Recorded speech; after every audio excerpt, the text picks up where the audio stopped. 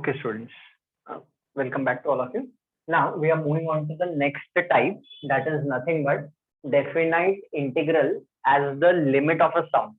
Now, as the name itself suggests, the definite integral, तो 12th standard में topic है definite integral, उससे ये कनेक्टेड है.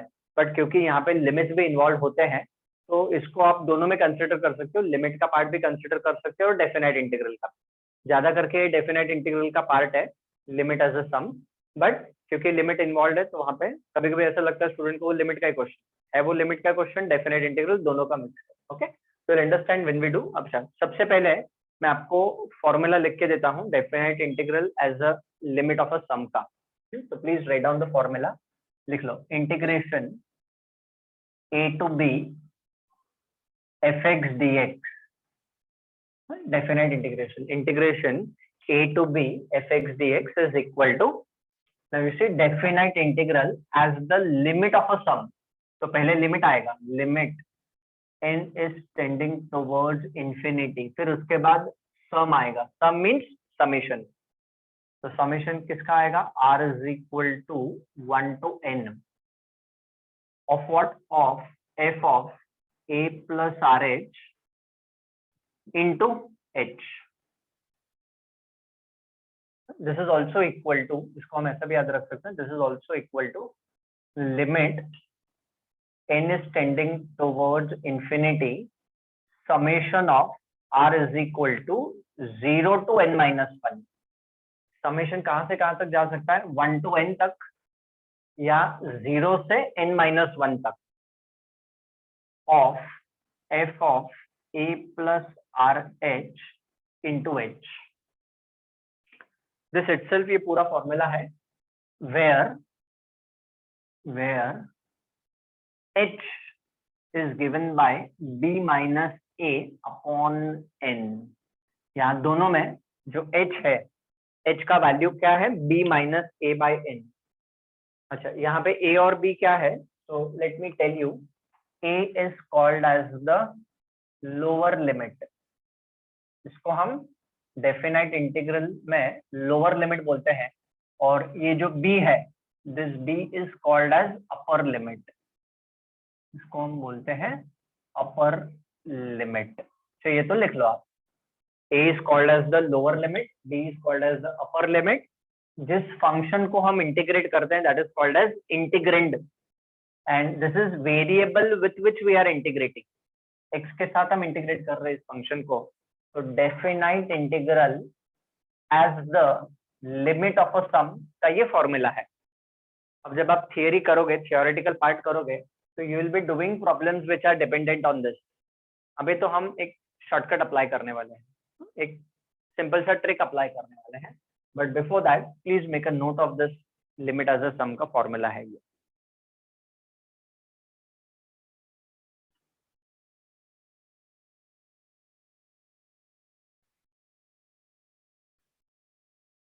Have you written this everyone? लिख लिया आपने ये? Done sir. डन. ओके, चलो अभी मैं क्या करता हूँ, जो फॉर्मूला हमें प्रॉब्लम सॉल्विंग के लिए लगने वाला है वो मैं आपको लिख के देता हूँ, एंड आई जस्ट रब दिस ऑफ. बिकॉज पूरा बोर्ड भर दूंगा तो फिर एग्जाम्पल्स के लिए मेरे को फॉर्मूला सामने रखना है so that you can refer. So I just need to rub this off. So please note down quickly. I give you 30 more seconds for that.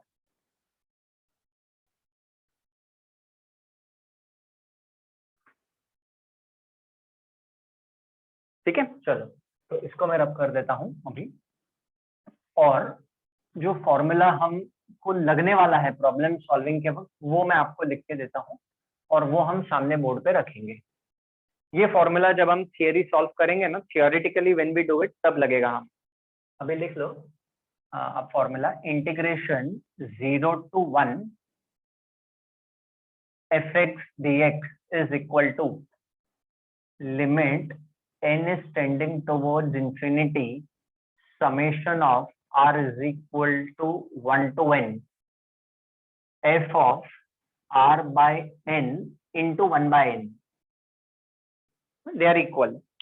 ये फॉर्मूला आप नोट डाउन करो. कैसे अप्लाई करना है, don't worry, I will explain it to you. अभी सिर्फ आप ये लिखने का काम करो. As I said, this definite integral का जो पार्ट है ये 12th स्टैंडर्ड से कनेक्टेड है. बट आप देखोगे तो क्वेश्चन लिमिट्स के है इसमें। Integration 0 to 1 fx dx is equal to limit n tending towards infinity summation r is equal to 1 to n f of r by n into 1 by n। तो आपको कैसे याद रखना है इसको, मैं एक सिंपल ट्रिक बताता हूँ।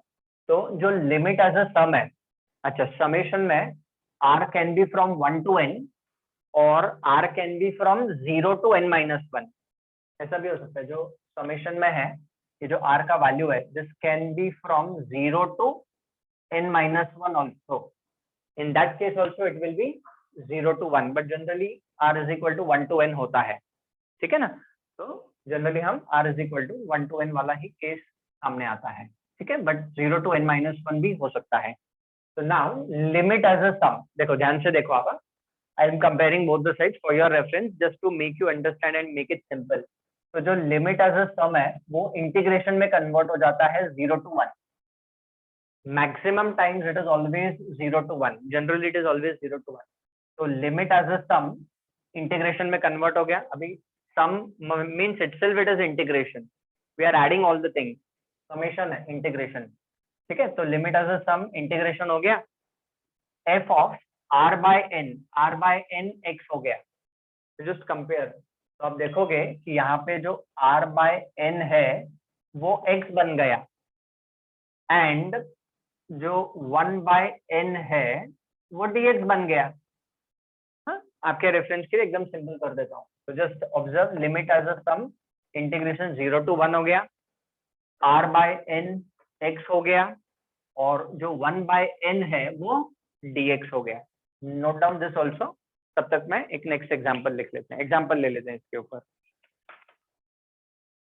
So just write down this also for your reference, r by n will be taken as x and 1 by n is going to become dx। चलो write down question number we continue, question number 79 लिख लीजिए आप। Question, limit n tending towards infinity 1 by n plus 1 1 by n plus 2 plus 1 by n plus 3 and continuing in such a way till 1 by 2n। इसको, इस limit को हमें evaluate करना है students, and options given are log 2, 0, log 3 and 2 log 2। ये चार options हमें दिए हैं, A, B, C and D। These are the 4 options available with us. Please make a note of this question.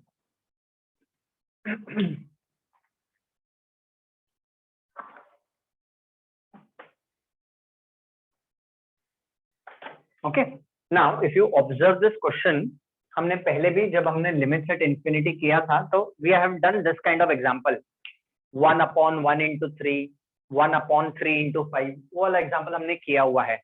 Now that procedure that we have followed over there cannot be followed over here।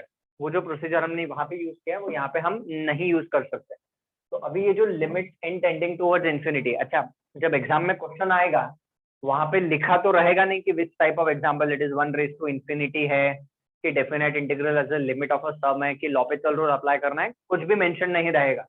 तो अब क्या फर्क पड़ता है कि ये limit का question है या डेफिनेट इंटीग्रेशन में हम कर रहे हैं, इट डजंट मैटर। यहाँ पे सिर्फ ऐसे ही रहेगा। तो आप, हम एज अ लिमिट क्वेश्चन को ही सॉल्व करते हैं, limit n tending towards infinity, but the concept is definite integral as the limit of a sum. तो first thing what we have to do, अगर इंटीग्रल में कन्वर्ट करना है तो we should have limit as a sum. तो limit तो है हमारे पास, इसको हमें सम मतलब समेशन के फॉर्म में कन्वर्ट करना है। Now recollect, we have done sequences and series में समेशन हमने बहुत अच्छे से सीखा हुआ है, उसको हम यहाँ पे यूज करने वाले हैं। How? So let's learn. Write down solution for the problem. Now initially first example I'll go stepwise. So write down क्या दिया है, limit n tending towards infinity, first term remaining same, 1 upon n plus 1, 1 upon n plus 2, 1 upon n plus 3 and continuing in such a way 1 upon ये जो 2n है, तो 2n can be written as n plus n. Why? बाकी के terms का format देखो, n plus one, n plus two, n plus three, तो जो लास्ट टर्म है उसको भी सेम फॉर्म में लिखेंगे, n प्लस n। सबका फॉर्म सेम होना चाहिए through out the problem. Okay, now let's simplify this further. अभी इसको हम सम में कन्वर्ट करेंगे। So now for that you can just pay attention. Okay, how am I converting this? So this will be further equal to limit n is tending towards infinity. अच्छा, सबसे पहले तो हम डालेंगे समेशन का symbol. Please pay attention, let me write down, let me explain, फिर आप लिख लेना। समेशन का सिंबल डालेंगे। न्यूमरेटर आप देखो, देयर इज नो चेंज, सबका न्यूमरेटर 1 है, तो न्यूमरेटर रिमेनिंग सेम। अभी आप सारे टर्म्स देखो, सब जगह पे n सेम है, n n n n, तो ये n ही रहेगा। What is changing? This number, this position is changing. यहाँ पे 1 है, यहाँ पे 2 है, यहाँ पे 3 है, ऐसे करते करते यहाँ पे n है। तो ये जो चेंज हो रहा है, जिधर नंबर चेंज हो रहा है उधर हम r लिखेंगे। Where the number is changing, over there we are suppose to write down r। आप ये सिंपल रूल याद रखो। Now r takes the values from, r start कहाँ से होता है? देखो, r का वैल्यू 1 डालूंगा तो I'll be getting 1 by n plus 1. If I put r is equal to 2, I will be getting 1 upon n plus 2. तो r का value starts from 1 and goes till n. तो क्या हो गया? देखो, limit n tending towards infinity, this whole bracket gets converted to summation r is equal to 1 to n of 1 upon n plus r. तो अपन नहीं abbreviation छोटा short form लिखते हैं। I have told you when I have taught sequences in series, recollect. तो जब हम उसका short form लिखते हैं तो शॉर्ट फॉर्म में r के फॉर्म में कन्वर्ट करके लिखना होता है। Am I clear with this step everyone? Yes, sir. Okay, please make a note of this. Understanding plays a very important role. Problems will keep on changing. Concept तो वही रहने वाला है, जो फॉलो कर रहे हैं कंसेप्ट वही रहेगा, जितने भी एग्जांपल्स आप चाहे कर लो। Okay, so please make a note till here, then we will proceed ahead.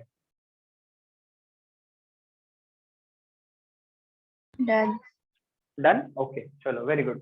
अभी चलो, हमने 1 upon n plus r में कन्वर्ट कर लिया, ठीक है। Now what we are supposed to do?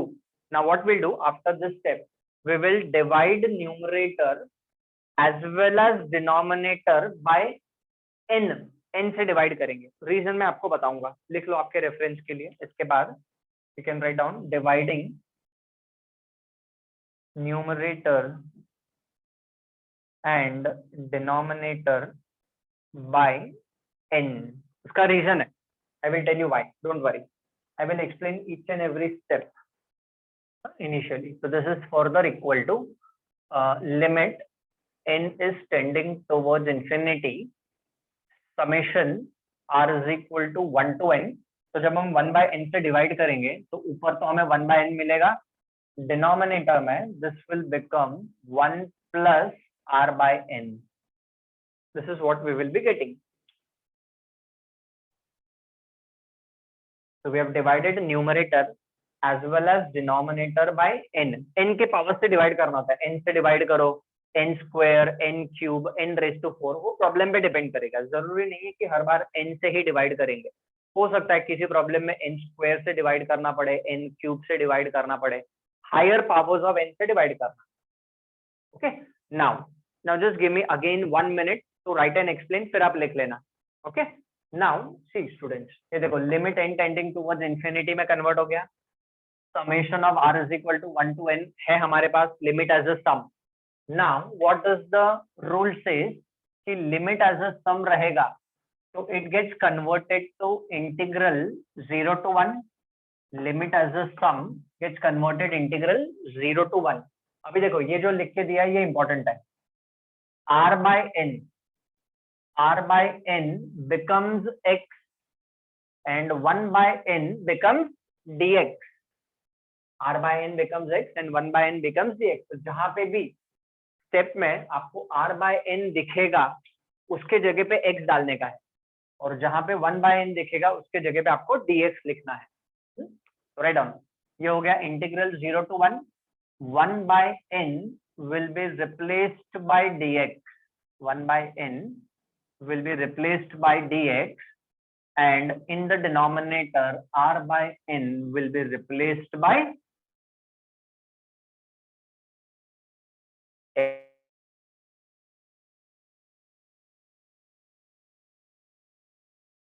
what I was saying, integration 0 to 1, थोड़ा connectivity issue था, 0 to 1 this becomes dx upon 1 plus x।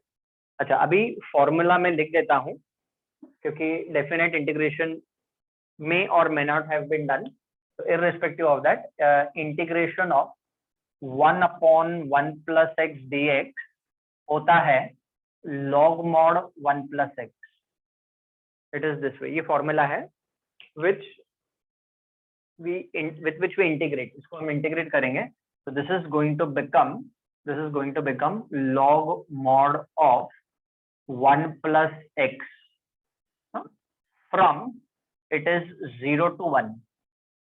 Definite integral का रूल है, ये लोअर लिमिट है और ये अपर लिमिट है, तो सब ब्रैकेट डाल के आपको 0 to 1 लिखना होता है, ये जो भी लिमिट है, जरूरी नहीं 0 to 1 ही होना चाहिए, it can be anything.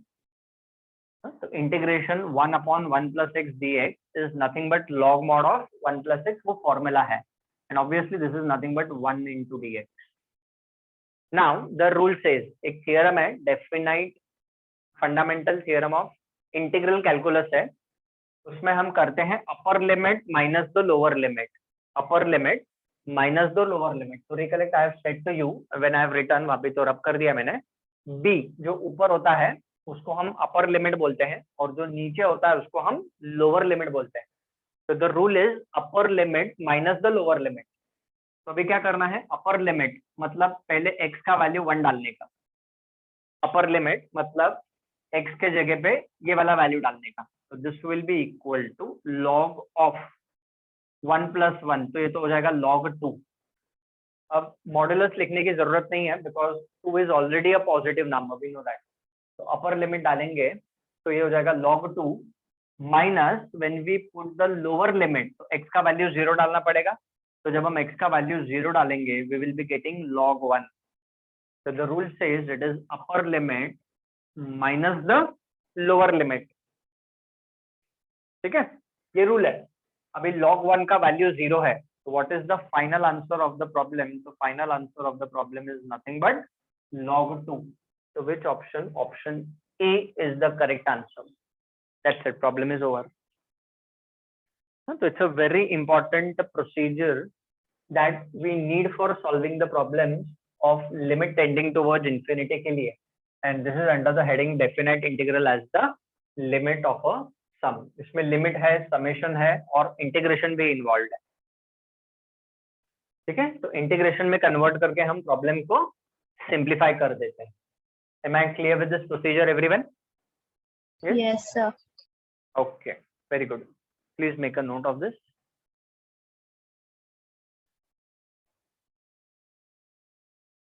So let's move on to the next question, students।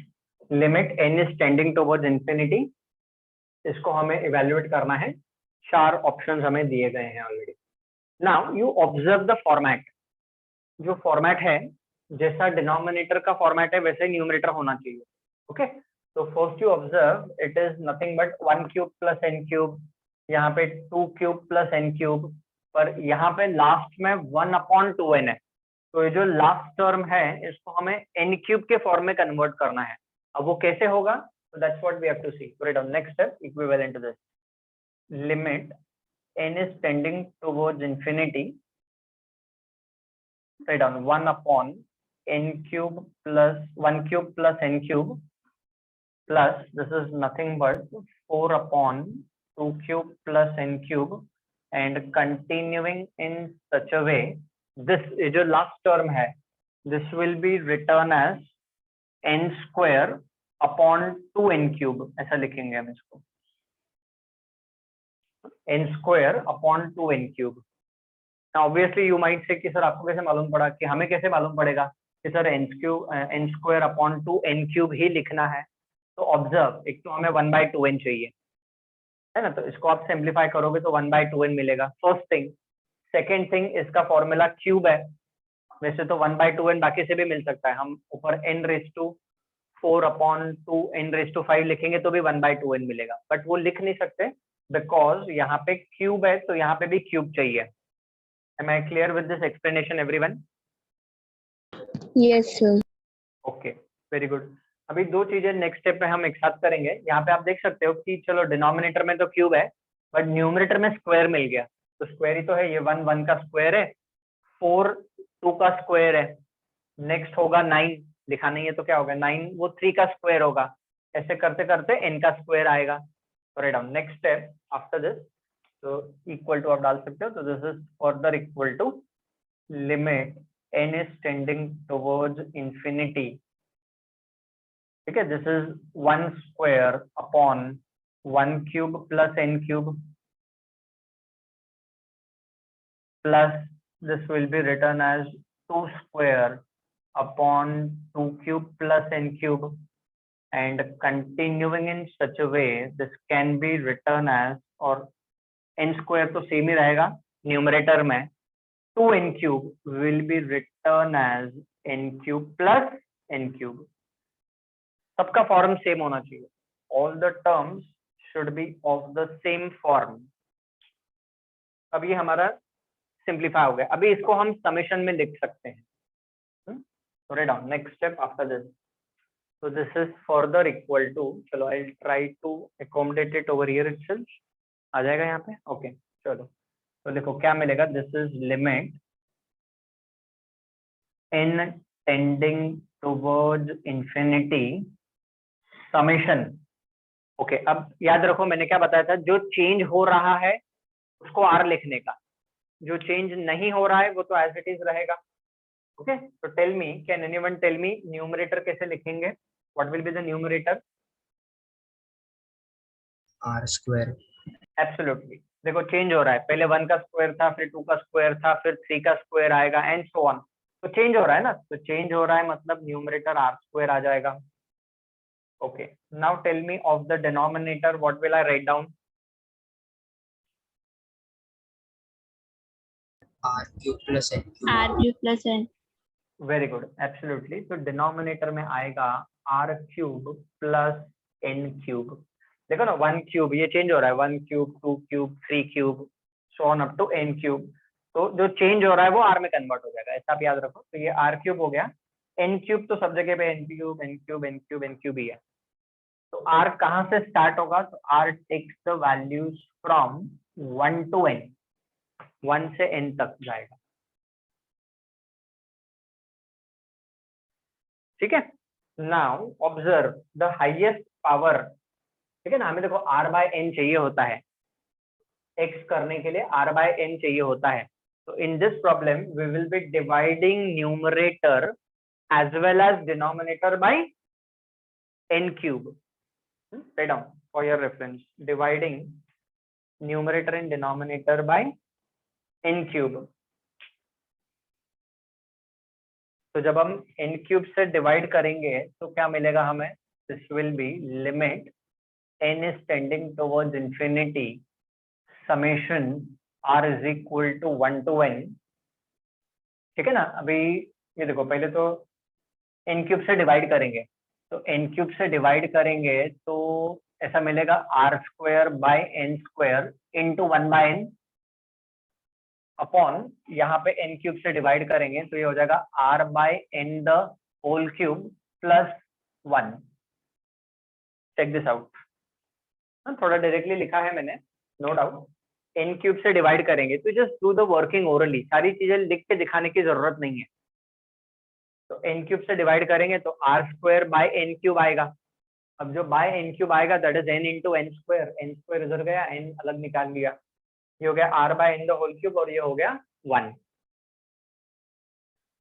ऐसा क्यों कर रहे हैं, क्योंकि r/n x बनेगा और 1/n dx बनेगा, तो 1/n को अलग निकालने का है। ऑलवेज रिमेंबर 1/n को हमेशा एक अलग निकालना है, तो 1/n dx बन जाता है।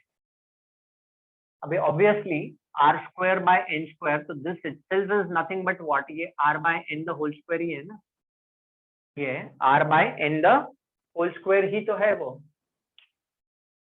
तो अब हम इसको कन्वर्ट कर देंगे इंटीग्रल में, थोड़ा down, integral limit as a sum becomes integral 0 to 1, r by n becomes x, तो ये हो गया x square upon x cube plus 1 and this 1 by x becomes nothing but dx, ऐसा हो गया ये,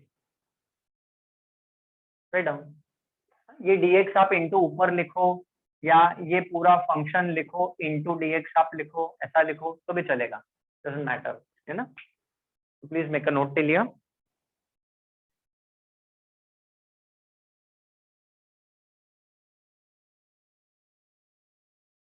चलो नाउ लेट्स इवैल्यूएट। अभी यहाँ पे दो तरीके हैं। Now there is one result that we can apply. एक रिजल्ट है डेफिनाइट इंटीग्रल का, वो मैं रिजल्ट लिख देता हूँ। Since you have not done that part, I will write down the result over here, f dash x upon f x d x. चलो तो पहले क्या करता हूँ मैं, पहले रिजल्ट लिख देता हूँ फिर आपको समझाता हूँ। Okay, so if you want you can please make a note of this.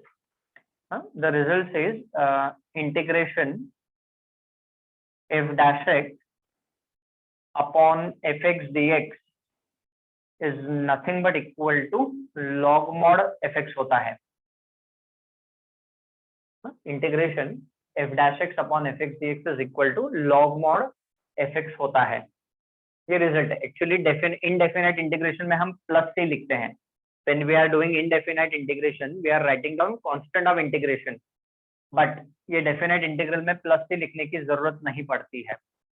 Now, what does this result say? कि जो भी फंक्शन डिनोमिनेटर में है उसका डेरिवेटिव न्यूमरेटर में होना चाहिए। देखो मैं समझा रहा हूँ आपको स्टेप वाइज। जो भी फंक्शन डिनोमिनेटर में है उसका डेरिवेटिव न्यूमरेटर में होना चाहिए।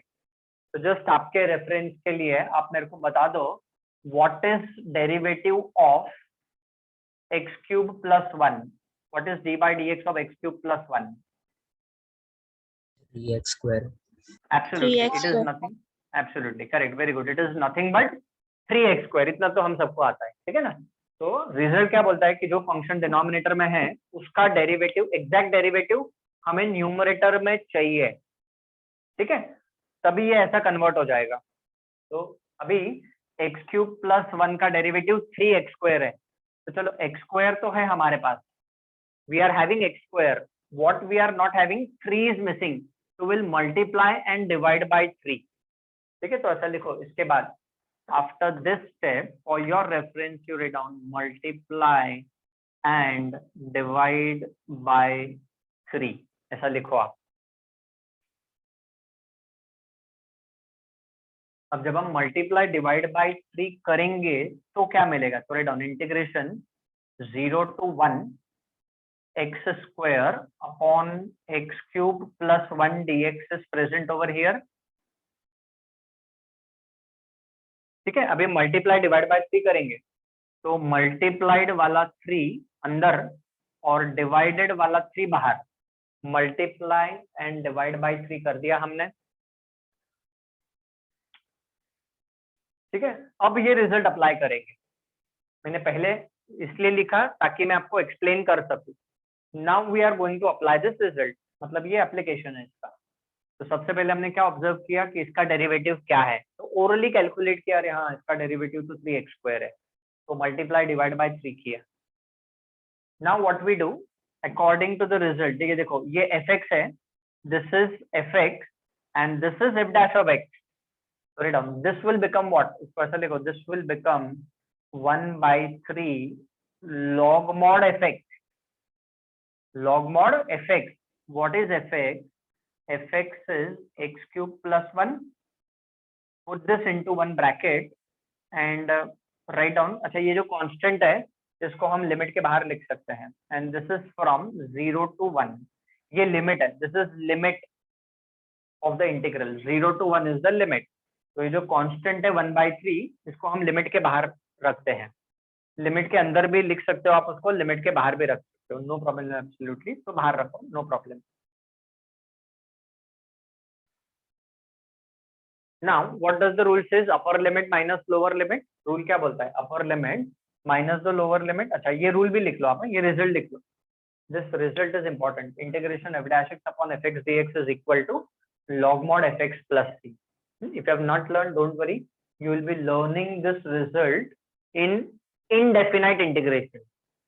उसमें ये आएगा आगे जाके. But क्योंकि अभी हमें required है तो हमें लिखना पड़ेगा. इसलिए मैं step wise समझा रहा हूँ. So this is further equal to 1/3 remaining same bracket open. अब थोड़ा directly करते हैं हम. Upper limit मतलब x का value 1 डालो. तो x का वैल्यू 1 डालेंगे तो this is going to become log 2 minus lower limit मतलब x का वैल्यू 0 डालो. तो जब हम x का वैल्यू 0 डालेंगे तो this is going to become log 1. x का वैल्यू 0 डालेंगे तो this is going to become log 1 and log 1 itself is 0. So what is the final answer? It is 1/3 log 2. 1/3 log 2. Option A is the correct answer. Problem is over.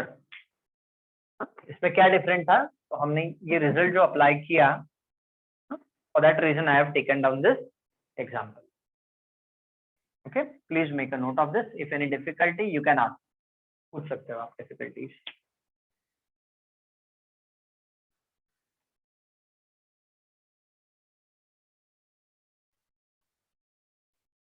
Okay students, so let's move on to the next and the last question. So please note down the question that you can see on your screen.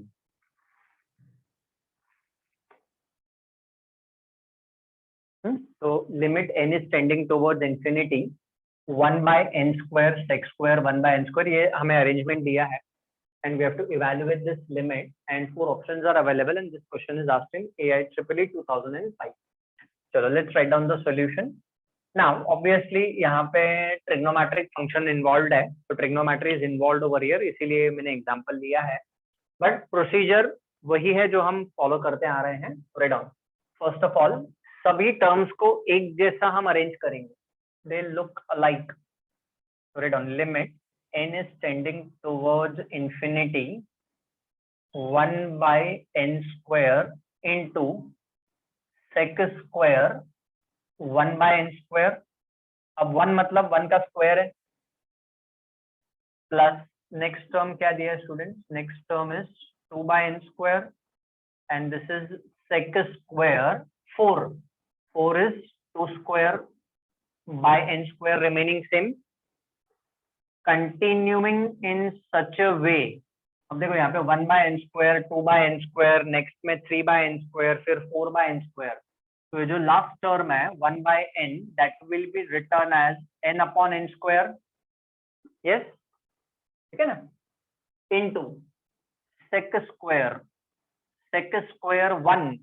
So that 1 will be written as n square by n square and the bracket closes. सभी terms को एक जैसे form में हमें लिखना है. Same form we are suppose to write down in. ठीक है ना, this is sec square n square by n square. थोड़ा ऊपर शिफ्ट हो गया, थोड़ा नीचे लिखता हूँ. This is sec square n square by n square है. सभी को एक जैसे फॉर्मेट में लिखना है हम. ठीक है, अभी क्या करना है, वॉट एवर इज चेंजिंग, इसको हमें समेशन के फॉर्म में कन्वर्ट करना है. तो चलो try, I give you 30 second. Summation के फॉर्म में आप कोशिश करो इसको कन्वर्ट करने का. So what will happen? This will be further equal to limit n is tending towards infinity, summation. Okay, can anyone tell me how do I write down this in form of summation? R upon n square sec square r square upon n square. Absolutely, very good. R upon n square into, this will be written as sec square r square upon n square, where r takes the values from 1 to n. r takes the values from 1 to n. r का value आप 1 डालोगे तो ये first term मिलेगा, r का value 2 डालोगे तो second term मिलेगा, and so on it continues. Very good. Answer देने का राइट है रॉन्ग है वो मैं देख लूंगा, डोंट वरी. रॉन्ग रहेगा चलेगा, no issue. Okay, now what we do, is, अपने को पता है कि r बाय n x बनता है और 1 बाय n dx बनता है, तो इसमें से जो एक 1 बाय n है उसको हम अलग निकाल लेंगे, है ना।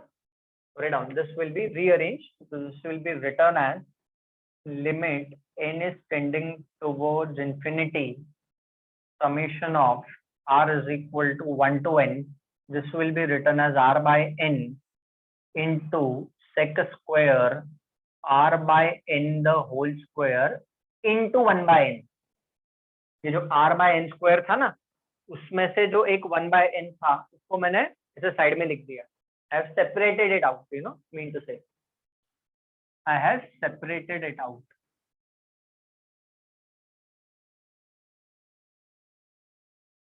ठीक है, चलो अभी कन्वर्ट हो जाएगा ये, तो this will be further equal to, तो ये क्या हो जाएगा, integration of 0 to 1 r by n is nothing but x, so this is x into sec square x square into dx। this is what happens, limit as a sum integral में convert हो जाता है, this is 1 to n, r by n x हो गया, 1 by n dx हो गया। अच्छा अभी इसको थोड़ा सा रीअरेंज कर लेते हैं, there is a reason, so this is further equal to integration of 0 to 1, this will be written as sec square x square into x dx। write down this way, तो ये x है उसको मैंने dx के साथ लिखा, उसका reason है, write down first of all, इतना लिख लो आप। अब यहाँ तक तो हमने पहले भी किया हुआ है, पहले के दो एग्जांपल्स में we have done the same procedure। now the procedure that we are going to follow is slightly different, students। we are going to use method of substitution। Definite इंटीग्रल में मेथड ऑफ सब्स्टिट्यूशन होता है, write down that substitution is, लिखो I will explain by writing it down, okay, write down let x square is equal to t। now you will be learning this in definite integration। definite integration जब आप करोगे ना तब आप ये procedure आप सीखोगे, but I need to tell you right now itself and I'll do it। let x square is equal to t, therefore now we'll differentiate this with respect to x।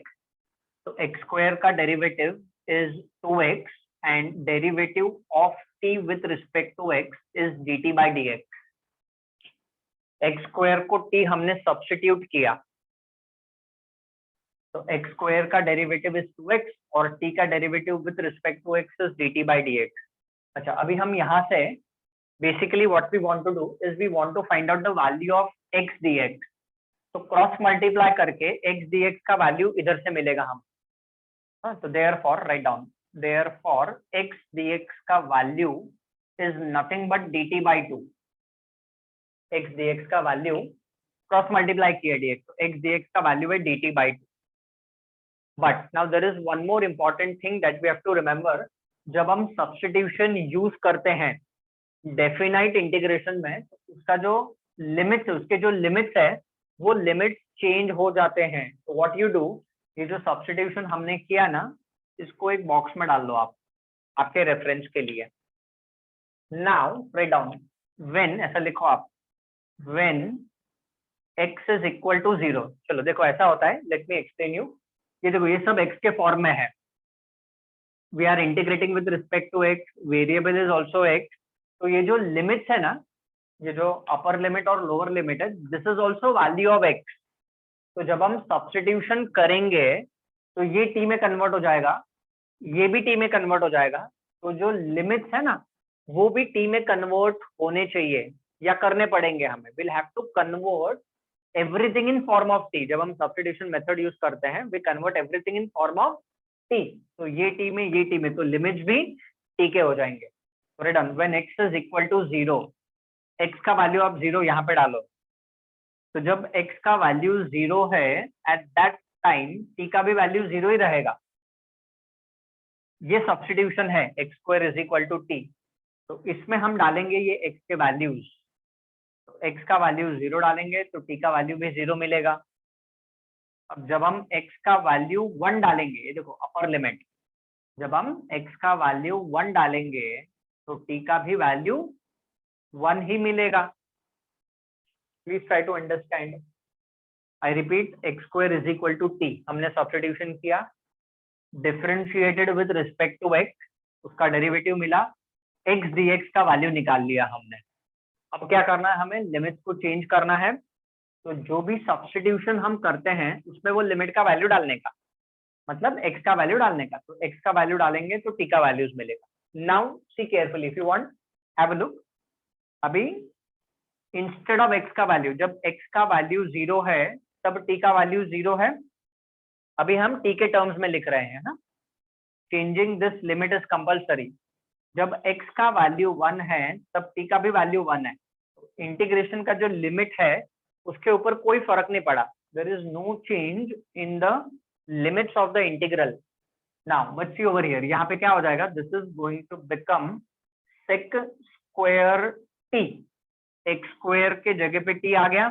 देखो सब्स्टिट्यूशन हमने क्या किया था, x square s t, तो sec square t and x dx is nothing but dt by 2। तो देखो ये भी t में कन्वर्ट हो गया, ये भी t में कन्वर्ट हो गया, तो जो लिमिट्स है वो भी t में कन्वर्ट हो चुके हैं। तो first everything was in form of x, now everything is in form of t। Now just give me the clearance, is this procedure understood to all? Yes, sir. Yes, sir. Okay, very good. I know ये definite part का integral का जो part है उसका हम use कर रहे हैं, but we don't have a choice. अगर प्रॉब्लम को इवैल्यूएट करना है तो हमें करना पड़ेगा, इसलिए मैं पूरा एक्सप्लेनेशन दे रहा हूँ यहाँ पर आपको, हर एक चीज लिख रहा हूँ। अब वो सब्स्टिट्यूशन क्यों किया वो आप डेफिनेट इंटीग्रल, जब आप इनडेफिनेट इंटीग्रेशन सीखोगे, it will be taught to you. If you already know, well and good, otherwise it will be taught to you, you need not to worry about that. चलो now this is further equal to, अभी यहीं पे step में continue करता हूँ because almost ending up. तो 1/2 remaining same, sec square t का integration is nothing but tan t। Integration is nothing but anti derivative. जैसे अपने को पता है tan t का डेरिवेटिव सेक स्क्वायर t होता है, तो integration of sec square t is tan t। ठीक है, तो क्योंकि हमारा इनडेफिनेट इंटीग्रेशन हुआ नहीं है इसलिए मैं प्रॉपर एक्सप्लेनेशन दे रहा हूँ। तो सेक स्क्वायर t का integral is tan t and the limits are from 0 to 1। Limits are from 0 to 1। अब रूल क्या बोलता है, it is upper limit minus the lower limit. Now the rule says upper limit minus the lower limit, तो 1/2 remaining same, तो t के जगह पे 1 डालने का, t का वैल्यू 1 डालने का, forget about x, x is gone, अब ये सब t में चल रहा है, तो t का वैल्यू 1 डालने का। तो this is nothing but tan 1 minus upper limit minus the lower limit. अभी लोअर लिमिट मतलब t का वैल्यू 0 डालने का, तो tan 0 तो 0 ही होता है। तो what is the answer, 1/2 into tan 1। कौन सा ऑप्शन करेक्ट है, 1/2 into tan 1? Option C is the correct answer. Problem is over. I repeat, ये स्टेप आने के बाद 1/2 कांस्टेंट है, इंटीग्रेशन के बाहर आ गया। सेक स्क्वायर t dt का integration is tan t from 0 to 1, upper limit minus lower limit किया। Option C is the correct answer. So I hope everyone definite integral as the limit of a sum का concept for JEE is clear to all. Yes. Yes, sir. Sir. Yes, sir. Very good. Please make a note of this. With this, we finish off this side, definite integral as the limit of a sum. लिख लीजिए आप इसको।